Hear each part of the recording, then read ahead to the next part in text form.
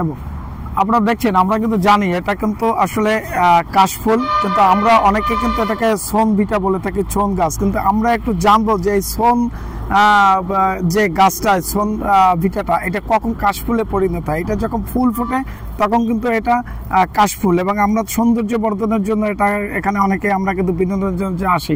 এবং এই যে কাশফুলের পরে ফুলটা ফোটার পরে যখন এটা শুকিয়ে যায় এটা কি কাজে লাগে কিন্তু আমরা অনেকেই জানি না। এটা কিন্তু একটা বাণিজ্যিক গাছ।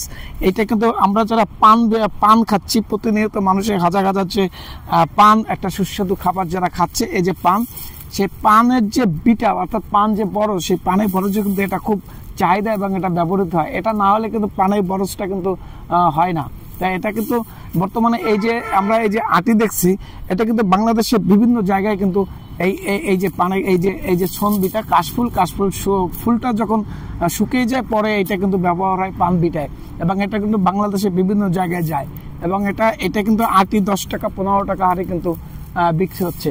আমরা দেখছি কিন্তু এখানে খুলনার একটি জায়গায় একটা আবাসিক প্রকল্পের ভিতরে কিন্তু অজস্র কিন্তু সেই কাশবন আছে, এবং সেখান থেকে মানুষ কিন্তু এটা কিনে নিচ্ছে, কিনে এটা কিন্তু সারা দেশে এরা সরবরাহ করে পান বিটার জন্য।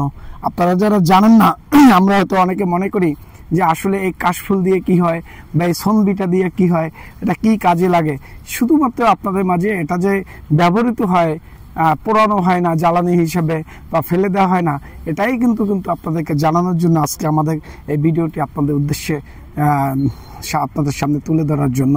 আমরা অনেকেই মনে করি এটা হয়তো বর্জ্য হিসেবে ফেলে দেওয়া হয়, কিন্তু না, এটা একটি অনেক মূল্যবান জিনিস এবং এটা বেশ ব্যাপক চাহিদা এবং এটা থেকে আয় করা সম্ভব।